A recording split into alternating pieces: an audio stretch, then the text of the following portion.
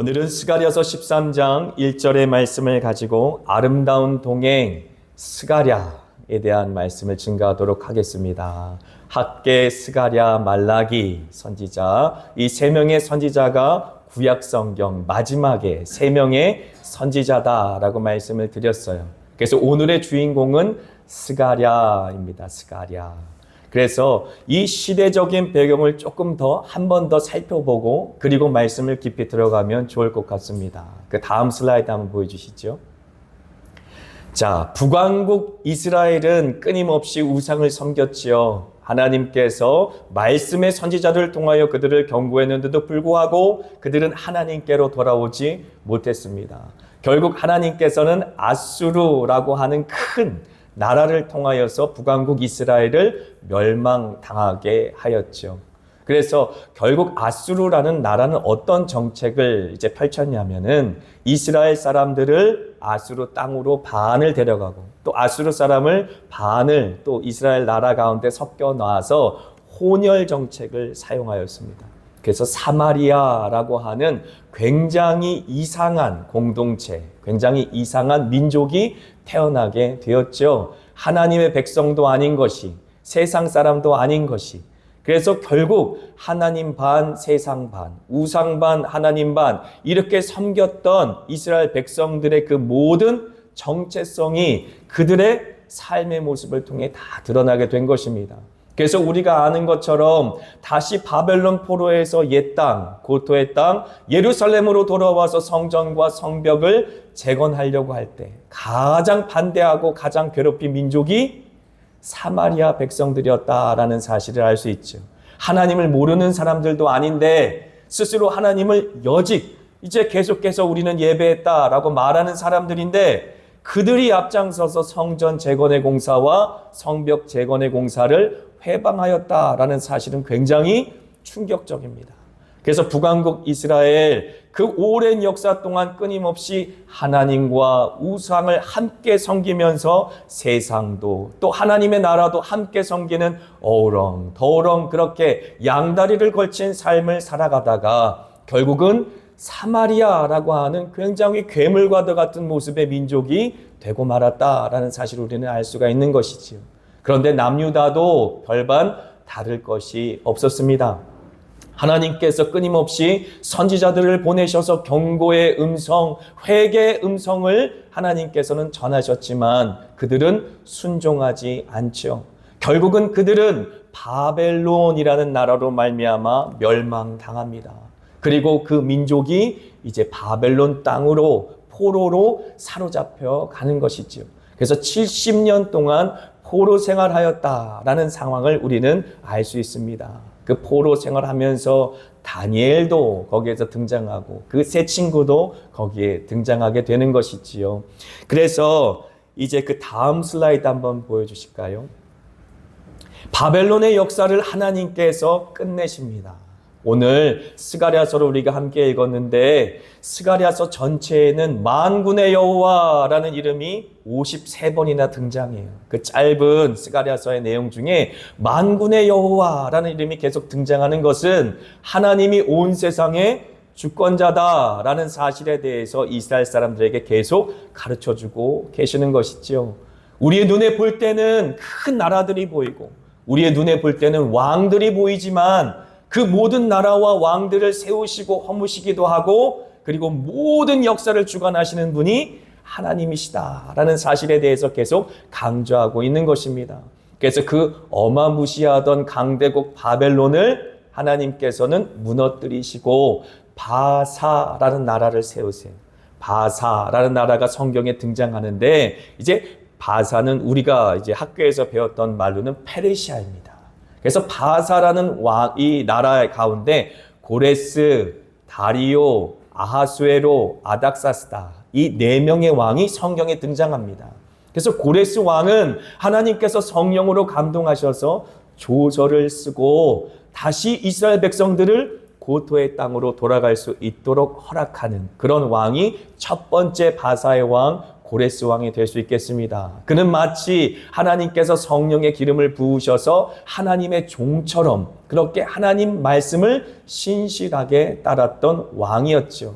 그 당시에 스룹바벨 또 여호수아라고 하는 사람들을 먼저 앞장 세워서 포로를 귀환하게 되는데 한 5만 명 정도의 1차 포로들이 이제 이스라엘 땅, 고토의 땅으로 돌아가게 되는 것입니다. 그래서 스룹바벨은 어떻게 보면 정치적인 지도자, 다윗의 후손이 될 수 있겠죠. 여호수아는 영적인 지도자, 대제사장의 후손이 될 수 있겠습니다. 이 두 사람을 통해서 무너진 예루살렘, 무너진 신앙이 다시 재건되어지는 역사가 일어났어야만 했던 것입니다.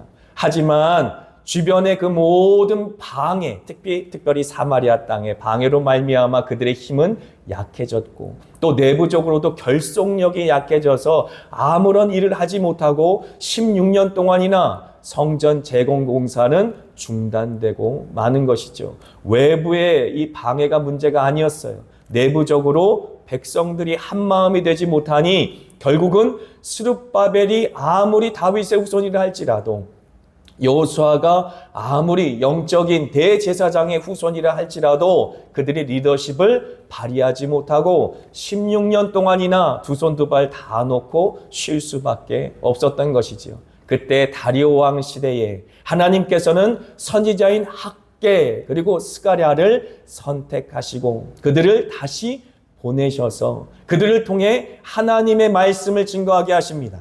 그들을 통해 하나님의 말씀과 성령의 감동으로 말미암아 다시 중단되었던 성전 재건의 공사가 시작되게 하시지요.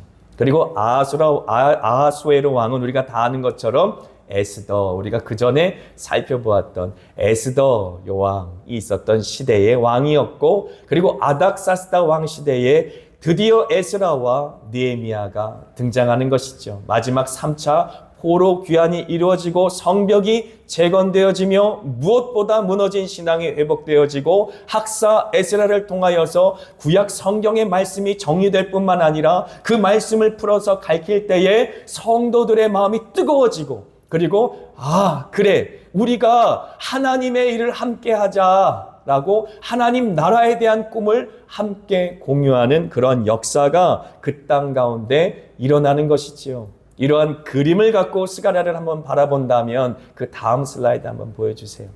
스가랴, 그 이름의 뜻은 같이 한번 읽어볼까요? 여호와께서 기억하시는 자. 아멘. 그 이름이 여호와께서 기억하시는 자다라고 하는 것이지. 그 이름 자체에도 큰 의미가 있습니다. 왜 그러냐 하면 하나님께서 모세를 이제 애굽 땅에 보내셔서 노예되었던 그 당신의 백성들을 출애굽시키실 때에 어떤 말씀이 기록되어 있느냐. 그 다음 슬라이드 출애굽기 2장 24절과 25절 같이 읽습니다. 하나님이 그들의 고통 소리를 들으시고 하나님이 아브라함과 이삭과 야곱에게 세운 그의 언약을 기억하사 하나님이 이스라엘 자손을 돌보셨고 하나님이 그들을 기억하셨더라. 아멘, 아멘. 하나님이 그들을 기억하셨다. 스가랴의 이름이 여호와께서 기억하시는 자라고 말씀드리지 않았습니까? 하나님이 기억하셔야 우리에게 은혜로 임하시는 줄 믿습니다. 우리의 모든 한숨과 눈물 가운데 하나님께서 우리와 맺은 언약을 기억하셔야 우리에게 소망이 있는 줄 믿습니다. 이스라엘 백성들이 그 애굽이라고 하는 나라 속에서 고통 가운데 부르짖을 때에 하나님께서 그들의 고통 소리를 들으시고 보시고 기억하셔서 구원을 할 수 있도록 당신의 종인 모세를 보내시고 하나님 아버지의 말씀을 모세를 통해 전달하게 하셔서 큰 이사와 기적으로 말미암아 당신의 백성들을 그 죄악의 구덩이에서 우상의 그 본거지에서 구출해 내셔서 하나님의 약속의 땅, 하나님의 영광이 임할 그 시온성 가운데로 이끌어 가셔서 이 백성은 나를 예배하는 자로다 라고 선언하신 그 말씀이 성취되게 하는 것이 아닙니까? 그래서 그 다음 슬라이드를 한번 보여주세요. 그래서 기억하다라는 뜻 아래는 두 가지의 뜻이 있어요. 라아라고 하는 말과 야다라는 말이 같이 쓰였는데 라아라는 말은 자세히 보다라는 것입니다. 하나님은 살아계신 분이다라고 하는 것이지요. 우상처럼 사람들이 깎아 만든 것이 아니다라고 하는 것입니다. 그 살아계신 하나님이 우리의 모든 삶의 형편을 자세히 들여다보고 계신다라고 하는 것입니다. 부담스러우십니까? 고개를 끄덕끄덕 하고 계시는데 부담스러우실 수 있지만 이것이 얼마나 큰 은혜이냐면 우리가 어렵고 힘들어서 심지어 신음소리조차 낼 수 없는 상황 속에서도 하나님은 우리의 머리털까지도 세신 바 되신 그 사랑으로 우리를 돌보고 계신다라는 말씀이세요. 뿐만 아니라 야다라는 말은 알다라는 말인데 체험적으로 아는 것입니다. 그냥 내가 너를 알아라는 말이 아니라 이 야다라는 말 가운데는 어떻게 보면 남편과 아내가 결혼하여서 이제 첫날 밤을 지내고 평생 같이 가면서 서로를 더 알아가지 않습니까? 그래서 성적인 연합, 육체적인 연합까지도 포함해요. 이 단어 속에는. 그래서 하나님께서 우리를 안다라는 이 그림 속에는 어떤 그림이 있냐면 마치 남편과 아내가 결혼하여서 서로 더 날마다 깊이 알아가는 것이죠. 체험으로 말미암아. 그래서 서로의 그 모든 것을 닮아가서 10년 후, 20년 후, 30년 후에는 서로의 얼굴이 닮아가는 것처럼 우리가 하나님께서 우리와 함께 하실 때 그냥 기억한다라고 하는 것이 아니라 살아계신 하나님께서 우리의 모든 필요를 보시고 우리와 함께 채울하시는 하나님이다라는 사실을 우리에게 말해주고 계시는 것이죠. 늘 우리와 함께한다. 너를 고아처럼 내버려둔 것이 아니다. 네가 한숨 짓는 그곳에서, 네가 눈물 짓는 그곳에서, 네가 신음하는 그곳에서, 네가 아파하는 그곳에서 나도 함께 아파하며 나도 함께 눈물 지며 네가 고통 가운데 부르짖으며 나한테 기도하는 그 모든 기도 응답을 내가 듣지 않을 줄로 생각하지 마라. 나를 멀리 있는 하나님이라고 생각해서 큰 소리로 외쳐야 들을 것이라고 생각하지 마라. 너의 작은 신음에도 내가 응답할 수밖에 없는 것은 매일 매 순간 우리와 함께 동행하시는 하나님에 대해서 지금 이야기하고 계시는 것이. 그래서 여호와께서 기억하시는 자다라는 말 속에는 이런 은혜가 포함되어 있는 것이지. 한번 자기 자신에게 고백했으면 좋겠습니다. 나는 여호와께서 기억하는 자다. 아멘. 믿으시기를 바랍니다. 그래서 히브리서 4장 15절과 16절에는 이렇게 선언하는 것입니다. 같이 읽습니다. 우리에게 있는 대제사장은 우리의 연약함을 동정하지 못할 이가 아니요 모든 일에 우리와 똑같이 시험을 받으신 이로되 죄는 없으시니라. 그러므로 우리는 긍휼하심을 받고 때를 따라 돕는 은혜를 얻기 위하여 은혜의 보좌 앞에 담대히 나아갈 것이니라. 아멘. 우리의 연약함을 동정하지 못하실 리가 아니다. 우리의 모든 연약함 속에서도 함께 하시는 예수님, 또한 우리와 모든 시험 속에서도 함께 하시는 예수님이시다라는 사실을 잊지 마시기를 바랍니다. 우리가 믿는 하나님은 먼 우주 밖에 계신 하나님이 아니신 거죠. 임마누엘 주님, 우리와 함께 하시기 위해 그 아들 예수 그리스도를 보내주신 것, 그것이 바로 증거가 아닙니까? 하나님 아버지의 증거가 아닙니까? 우리와 함께 거하시기를 그렇게 간절히 원하셨던 하나님께서는 그 아들 예수를 인간의 몸으로 이 땅 가운데 보내셔서 우리의 모든 연약함을 채울하게 하시고 우리의 모든 죄를 담당하게 하시고 그리고 그 모든 죄에서 벗어나게 하여 주셔서 예수로 옷 입게 하신 분이 하나님이신 줄 믿습니다. 그 하나님께서 우리를 사랑하신다. 그 하나님께서 우리와 함께 하길 원하신다라는 증거가 바로 예수 그리스도의 성육신의 사건이다라고 하는 것이죠. 뿐만 아니라 예수님께서 뭐라고 말씀하십니까? 내가 가는 것이 너희들에게 유익이다. 왜냐하면 내가 가서 너희들에게 성령을 보내줄 것이기 때문에. 그래서 우리의 육신을 성전 삼으셔서 하늘문을 활짝 열으시고 하나님의 영이신 성령이 저와 여러분 가운데 임재하신 것인 줄 믿습니다. 내주하시고 교통하시고 역사하시는 성령, 그분은 바로 하나님의 본체이십니다. 하나님이 바로 영광 가운데 시온의 영광으로 임하였던 그 셰카이나의 영광이 바로 이 자리에, 바로 말고요처럼 그렇게 더럽고 취약한 우리의 마음속으로 찾아오신 것이지요. 이 얼마나 놀라운 은혜입니까? 이 얼마나 놀라운 은총입니까? 하나님, 그 본체이신 하나님께서 우리 이 더럽고 추악한 우리의 인생 가운데 셰카이나의 영광으로 마치 시온 성전에 가득하였던 그 영광의 모습처럼 우리 가운데 임재하셔서 영원히 떠나지 않겠다고 약속하신 것입니다. 영원히 함께 하시는 하나님이심을 약속하신 것입니다. 그것이 나의 소원이 아니라 하나님의 소원이었다고 우리에게 선언하시는 것입니다. 내가 너와 함께하고 싶어서 내 아들을 보냈노라. 내가 너와 함께하고 싶어서 내 성령을 보냈노라. 이것이 너의 열망과 너의 소원이 아니라 나의 열망과 나의 소원이었고 나의 열심으로 말미암아 내가 이룬 구원의 역사이니라 라고 선언하고 계신 것이지요. 그러므로 우리는 할렐루야라고 찬양할 수밖에 없는 것입니다. 감격 속으로 이 예배당에 나와 주여 감사합니다, 주여 감사합니다 라고 감격 속에 예배할 수밖에 없는 것이지요. 그 감격이, 그 은혜가 사라지지 않도록 성령을 소멸하지 마시고 성령을 근심케 하지 마시고 날마다 우리 안에 계신 그 하나님을 인격적으로 대우해 주시기를 부탁드립니다. 우리 안에 살아계신 성령님은 하나님이세요. 인격이 있으신 분이세요. 결코 억지로 우리를 강제적으로 몰아가시는 분이 아니십니다.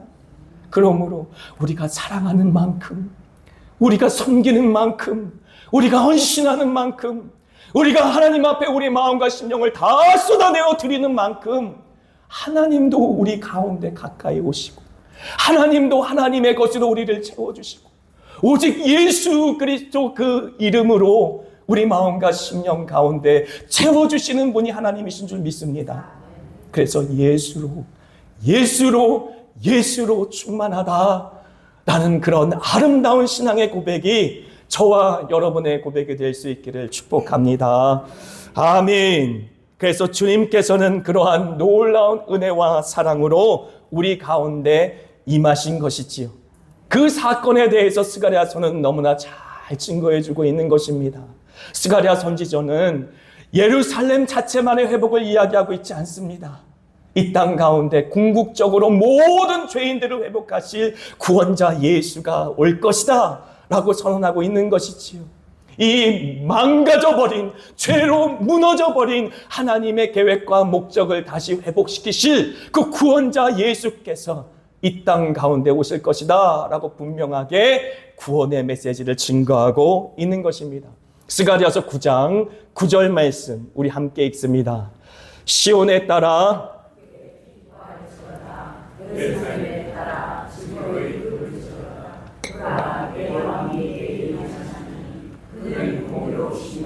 구원을 베푸시며 겸손하여서 나귀를 타시나니 나귀의 작은 것 곧 나귀 새끼니라. 아멘. 내 왕이 내게 임하시나니. 할렐루야.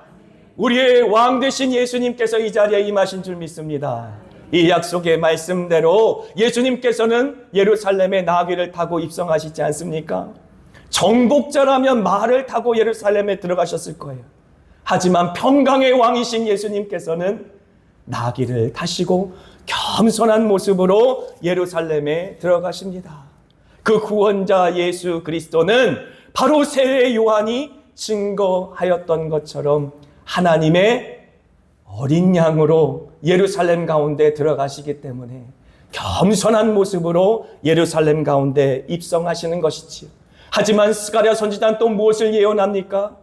그렇게 호산나 다윗의 자손이여 저 높은 곳에서 호산나라고 외치며 만왕의 왕 되신 예수님을 찬송하고 영접하였던 예루살렘의 많은 주민들이 다시 그 얼굴을 변하여 죽여라, 죽여라, 죽여라 말하며 십자가에 못 박혀 예수 그리스도를 죽게 할 그런 장본인들로 변화될 것을, 배반할 것을 예언하고 있는 것입니다.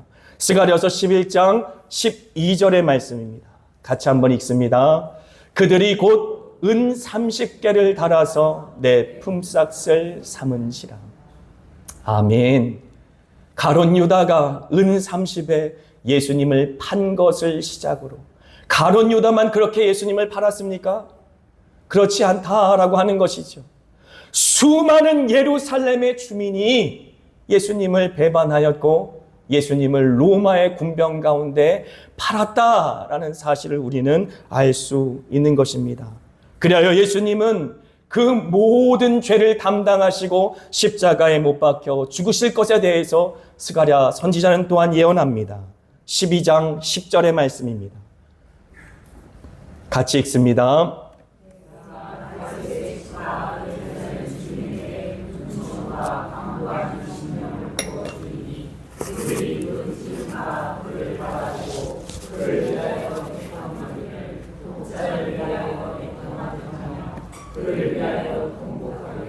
장자를 위하여 통곡하듯 하리로다. 아멘. 그 찌른 바 그를 바라보고 애통할 것이다 라고 말하는 것이죠. 그 말씀이 누가복음 23장 27절에 그대로 성취되었습니다. 또 백성과 및 그를 위하여 가슴을 치며 슬피 우는 여자의 큰 무리가 따라오는지라. 예수 그리스도, 그 죄로 말미암아 죄인들이 십자가에 못 박혀 죽게 한 예수 그리스도를 바라보며 가슴을 치며 슬피 우는 자들이 예루살렘 가운데 등장하게 되어지는 것이지. 하지만 예수님은 뭐라고 말씀하십니까? 나를 위하여 울지 말고 너와 내 자녀를 위해서 울라라고 오히려 말씀하시지 않습니까? 하지만 이 애통은 실제적으로 이 땅 가운데 성령님께서 오셨을 때에 완전하게 성취되어집니다. 스가랴에서 예언한 찌른 자를 바라보며 애통하던 그 애통은 성령이 임해야 비로소 우리 마음속에 임하는 애통인 줄 믿습니다. 그래서 사도행전 2장 36절과 37절 같이 읽습니다. 그런즉 이스라엘 온 집은 확실히 알지니 너희가 십자가에 못 박은 이 예수를 하나님이 주와 그리스도가 되게 하셨느니라 하니라. 그들이 이 말을 듣고 마음에 찔려 베드로와 다른 사도들에게 물어 이르되 형제들아 우리가 어찌할꼬 하거늘. 아멘. 우리는 죄를 지어놓고도 당당하게 살아요. 얼굴을 들고 뻔뻔하게 삽니다. 나 정도면 나보다 더 죄를 짓고 사는 사람도 많은데, 심지어 뉴스를 보면서도 저 쳐죽일 사람들이라고 욕하면서도 그 사람들보다는 내가 낫지 않은가라는 마음 갖고 사는데, 그런 마음 갖고는 이 애통하는 마음, 예수 그리스도께서 나의 죄 때문에 십자가에서 못을 박혀 그 모든 가시관에 찔려 고통당하셨다라는 애통의 마음을 느끼지 못한다라고 하는 것이지. 하지만 성령께서 우리 마음 가운데 임하시자 어떤 역사가 일어납니까? 그래, 나 때문이구나. 나 때문에 예수님께서 십자가에 못 박혀 돌아가신 거구나. 로마의 군병이 찌른 게 아니라 내가 찔렀구나. 가시면류관에서 흐르던 그 피를 바라보며, 두 손에서 두 발에서 흐르는 그 피를 바라보며, 예루살렘 주민들 때문이 아니라 나 때문에 그 십자가에 찔려 그 피를 다 쏟으시고 그 물을 다 쏟으시고 기진하여 돌아가시면서도 하나님, 저들을 불쌍히 여겨 주시옵소서. 저들이 무슨 짓을 하는지 알지 못합니다 라고 기도하였던 그 불쌍한 사람이 바로 나구나. 내가 죄인인데도 내가 예수 그리스도를 찌르며 그렇게 하나님의 아들을 못 박아 죽인 장본인임에 불구하고 그렇게 불쌍히 내 눈이 가려지고 귀가 가려져서 죄됨을 알지 못하고 떳떳하게 꿋꿋하게 살아가던 자가 바로 나였구나 라고 깨닫게 되는 것은 바로 하나님의 영이 임해야 가능한 것입니다. 하나님의 영이신 성령이 임해야 비로소 그 말을 듣고 마음에 찔려 가로되 어찌할꼬 라고 통회하고 자복하는 회개의 역사가 일어나는 것입니다. 사랑하는 한마음교회 성도 여러분, 얼굴 뻣뻣이 들고는 천국에 못 갑니다. 하나님께서 이 교회를 저같이 부족한 자에게 위임하여 주셨을 터인데, 위임했다는 그 말 자체는 하나님께서 교회를 목사에게 맡겨주셨다라는 이야기입니다. 하나님께서 여러분들의 영혼을 부족한 저에게 맡겨주셨다라는 말입니다. 여기에는 한 분 한 분 빠짐없이 저와 함께 예수 앞에 서야 할 것이고, 여기에는 한 분 한 분 빠짐없이 예수 그리스도 앞에 잘했다 칭찬받아야 할 것이고, 활짝 열려진 천국문 앞에 서서 할렐루야 보좌에 앉으신 여호와 하나님 앞에 찬송과 존귀와 영광을 함께 올려드리며 천국에 함께 들어갈 터인데, 사랑하는 한마음교회 성도 여러분, 우리가 예수 그리스도의 영으로 말미암아 내가 예수를 십자가에 못 박혀 죽게 했습니다. 내가 예수를 찔러서 죽인 장본인입니다. 라고 진심으로 고백할 수 있는 그러한 은혜가 있기를 축복합니다. 그것이 바로 성령 받은 자들의 특징입니다.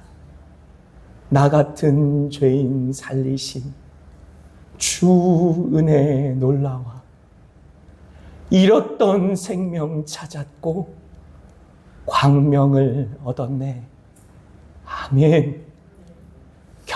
겸손히 나귀를 타고 입성하신 우리의 평강의 왕 되신 예수님과 함께 겸손히 그렇게 십자가 아래서 주님의 그 보배로운 그 영광스러운 얼굴을 바라보며 그렇게 함께 천국의 여정을 한 걸음 한 걸음 내디딜 수 있기를 주님의 이름으로 축복합니다. 그래서 스가랴서 13장 1절엔 이렇게 선포하는 것입니다. 우리 함께 선포하겠습니다.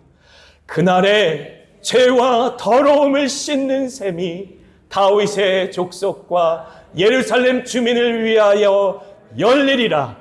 아멘. 이미 열려진 줄 믿습니다. 하나님이 한마음교회를 향하여 활짝 열어두신 줄 믿습니다.